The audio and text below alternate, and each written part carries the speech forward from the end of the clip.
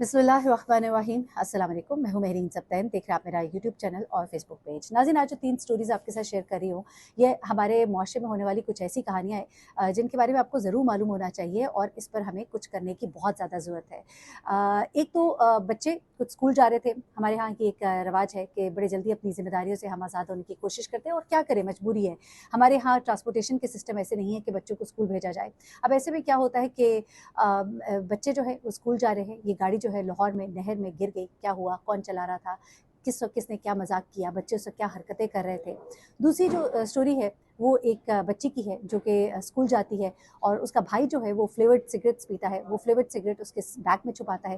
Bag में छुपाने के बाद उस बच्ची को उसके क्या नताइज भुगतने पड़ते हैं, बड़ा ही खौफनाक सा वाक़या है। एक ऐसा ट्रॉमा जिससे ये बच्ची सारी ज़िंदगी गुजरेगी अब। और आखिरी वाक़या जो है, एक माँ और एक बाप गुर्बत से तंग आकर जब उन्होंने खुदकुशी की और उनके घर में बैठे 5 बच्चे बिलख रहे थे। इसी कहानी से आगाज़ करूँगी। ये जनाब 5 बच्चे हैं और इनके घर में बहुत ज़्यादा, मोरिया साउंड का ये गाँव है और यहाँ पर इनके घर में बहुत ज़्यादा आप कहिए कि भूख थी, इफ़लास थी। और कुंडला यार्ड का ये इलाका है और ये इसका एक गाँव है और इस गाँव के बारे में बताया जाता है कि यहाँ पे बड़ी गुर्बत है, बड़ी इफ़लास है, लोगों के पास नौकरियाँ नहीं हैं, काम करने को जगह नहीं है। मज़ारों के तौर पे अगर काम भी करते हैं तो बहुत थोड़ा इनको मिलता है, मुश्किल से गुज़ारा होता है। बाप को मज़दूरी नहीं मिल रही थी, माँ के पास खाने को कुछ नहीं था, बच्चे आँख के सामने रो रहे थे, बिलख रहे थे, चीख रहे थे, माँ से बर्दाश्त ना हुआ और माँ ने जो गंदों में रखने वाली गोलियाँ होती हैं वो खा ली।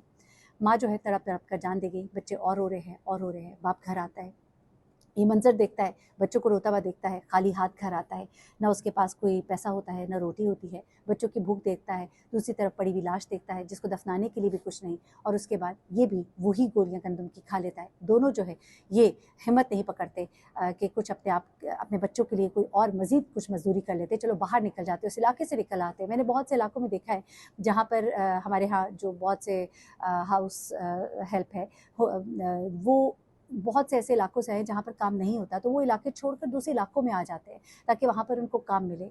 बहुत काम अवेलेबल होता है, तो ऐसे में उन्होंने हिम्मत हार दी और फिर वो इस भूख से इफ़लास से मर गए। और इस बारे में बहुत सख्त हुक्म है हमारे प्यारे नबी सल्लल्लाहु अलैहि वसल्लम का कि हमारे हमसाए में कोई भूखे पेट ना सोए। ऐसे लोग जो शिकम सेर होकर सोते हैं और उनके हमसाए में कोई भूखे पेट सोता है, क्योंकि जब ये लोग मर गए तो फिर अहले इलाका ने बताया कि इनके घर तो ओहो बहुत ही भूख थी, बहुत ही इफ़लास थी। माना कि बाकी लोगों के घर में भी भूख इफ़लास थी, लेकिन शायद उनके घर से अगर एक एक रोटी इनको मिल जाती, इनके बच्चे ना रोते, तो आज ये दोनों ज़िंदा होते। तो ज़रूरी है खुदा के लिए अपने हमसाए पे नज़र रखें और ऐसे लोगों पर सख्त अज़ाब है, सख्त उनके लिए गुनाह है कि जो खुद पेट भर कर सोते हैं और उनका हमसाए जो है वो भूखे पेट सोता है, तो उनसे बड़ा सख्त सवाल है। तो मेक श्योर करें अगर आपके हमसायों में कोई भूखा है, कोई गरीब है, तो उनसे ज़रूर पूछ लिया करें कि किसी चीज़ की ज़रूरत तो नहीं, बल्कि पूछने की क्या ज़रूरत है, कुछ भिजवा दिया करें, अल्लाह आपके रिज़्क में इज़ाफ़ा करेगा। और ऐसा सच है, ऐसा होता है, आपका रिज़्क बढ़ता है देने से, घटता नहीं है। दूसरा वाक़या जो है ये बड़ा ही ऐसा वाक़या है जिस पे वालिदैन को अभी गौर करने की ज़रूरत है। रावलपिंडी का वाक़या है जहाँ पर एक बच्ची है सेकेंडरी स्कूल की और ये बच्ची जो है इसके जो बैग है उसके अंदर एक लिक्विड जो आपको मालूम है लिक्विड सिगरेट्स होते हैं, फ्लेवर्ड सिगरेट्स होते हैं, वो इसके बैग में किंग पड़ा हुआ था। इसने किंग देखा, फिर इसको याद आया कि मैंने अपने भाई को भी इसको पीते हुए देखा है, ये तो कोई शायद मज़े की चीज़ होती है, इसकी खुशबू बड़ी प्यारी होती है, क्या पता वो बच्ची कभी कभी ट्राई भी कर लेती हो। घर में कई चीज़ें ऐसी पड़ी होती है, बच्चों को नहीं पता होता, तो कई दफ़ा वो इन चीज़ों को इस्तेमाल भी कर लेते हैं और घर वालों को पता ही नहीं होता कि उनकी नाक के नीचे बच्चे क्या कर रहे हैं। अब ये बच्ची जो है ये कहीं अपनी क्लास वाले, उसके साथ बच्चों में एक तजस्सुस होता है, 7वीं क्लास की बच्चियाँ थीं, इसने उनको कहीं कहा कि तुम भी ट्राई करो। अच्छा, जब इन बच्चियों ने किया तो शायद कहीं खांसी आई या दिमाग को चढ़ गया या क्या हुआ, बच्चियाँ बेहोश हो गई। अब जब बच्चियाँ बेहोश हुई, स्कूल की टीचर्स को पता लगा, उन्होंने उसको जब सर्च आउट किया तो किसी बच्ची ने बताया कि इस बच्ची ने सबको ये कोई चीज़ दी थी जिससे इनको कुछ हुआ है, खांस के ये बेहोश हो गई हैं। उसके बाद उन्होंने इस बच्ची को पकड़ा, इसको सख्त डांटा, इसकी क्लास की, इसके घर वालों को बुलाया।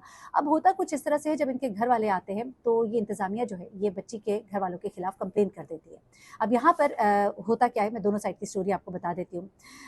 लड़की के घर वाले आए तो उनको सब कुछ बताया, तो उन्होंने बेटी की गलती मानने के बजाय स्कूल इंतज़ामिया कह रही है कि स्कूल वालों पर चढ़ाई कर दी और इनके घर से 2 मर्द और 1 खातून आई थी। उन्होंने स्कूल के स्टाफ के साथ बहुत ज़्यादा बदतमीज़ी की। मर्दों ने स्कूल की चीज़ों की तोड़-फोड़ की। स्कूल इंतज़ामिया ने मुकामी थाने एफआईआर दर्ज कराई और लिखवाया कि हमारे स्कूल के साथी जमात की लड़कियों ने लिक्विड लाया और इस पर बच्चियाँ जो हैं बेहोश हुई हैं। हमने बच्चों के वालिदैन को बुलाया, उनको समझाया, उन्होंने स्कूल में तोड़-फोड़ की और इसके सबूत में उन्होंने सीसीटीवी फुटेज भी पेश की। लड़की के घर वाले जो है वो ये कहते हैं कि हमारी बच्ची कोई ऐसी लड़की नहीं है, घर में एक लड़का था जो इलेक्ट्रॉनिक सिगरेट पीता था, उसे घर वालों से छुपाने के लिए कहीं इसके बैग में रख दी जो इसके साथ आ गई और इससे तजस्सुस में उसको ट्राई किया और हमारी बच्ची पे इन्होंने गंदे इल्ज़ाम लगाए, उसके बारे में गंदे जुमले बोले। और जब हमने ये तमाम जुमले सुने, हमारे दरमियान कलामी हुई। इन्होंने कहा कि आपकी बच्ची ख़राब लड़की है, हमें इस पे गुस्सा आया।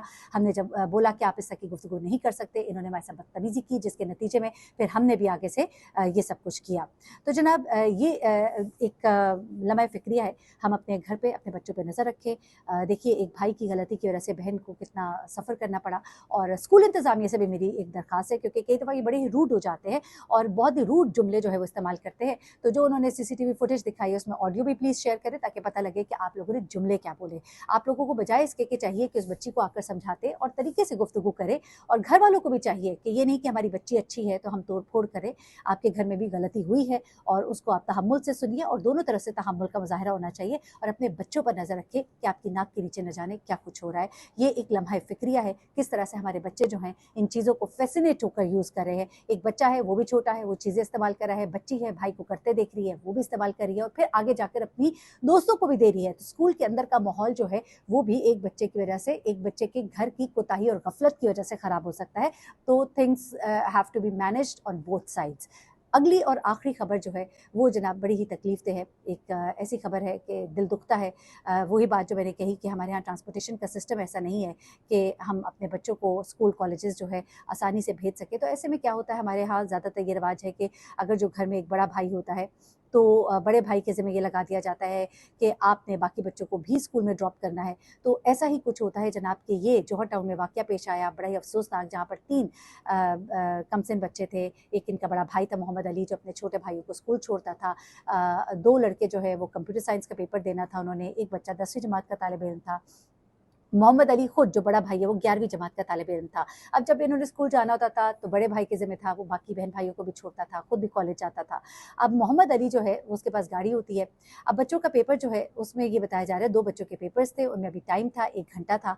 तो क्या होता है, ये लोग 8 बजे मोहम्मद अली के साथ निकलते हैं घर से, एक राउंड आता है, एक राउंड लगाते हैं। मोहम्मद अली की गाड़ी होती है लेकिन वो अपने दोस्त को भी साथ लेता है, दोस्त फ्रंट सीट पे बैठा है, साथ मोहम्मद अली बैठा है, पीछे 2 बच्चे बैठे हैं और ये जनाब राउंड लगाते हैं, फिर कैनाल रोड पर पहुँचते हैं और वहाँ पे इंतहाई गैर ज़िम्मेदारी का मुज़ाहिरा करते हुए वहाँ पे ज़िग-ज़ैग कर रहे होते हैं। जब ये केनाल के पास से गुज़रे तो इनकी रफ़्तार बहुत तेज़ थी, जिसकी वजह से ये गाड़ी जो है अपना कंट्रोल खो देती है और केनाल में गिर जाती है। इन बच्चों के पास लाइसेंस भी नहीं था, इनकी उम्रें 15 से 17 साल थी। अब जब गाड़ी केनाल में गिरती है तो 3 से 4 लोगों ने गाड़ी में से बच्चों को बाहर निकालने की कोशिश की, लेकिन गाड़ी अंदर से लॉक थी, जिसकी वजह से बच्चे जो है वो आराम से निकाले नहीं जा सके। 2 तो उसी जगह पर मर गए, एक बच्चे को हल्की सांस आ रही थी, यानी कि आखिरी सांसें आ रही थी। उसके बाद गाड़ी को निकाला गया, बच्चों को निकालने में 15 से 20 मिनट लगे। उसके बाद गाड़ी उल्टी थी, गाड़ी को सीधा करके निकाला गया। तीसरा बच्चा भी जाँ बहक हो गया और एक बच्चे की लापरवाही जो है, वालिदैन की लापरवाही से 3 बच्चे जो है मौत के घाट। गालिबन एक बच्चा, जी हाँ, एक बच्चा जो है वो बचाया जा सका। यूँ एक ही घर के 3 बच्चे और एक और घर का एक बच्चा इस हादसे के नज़र हुए।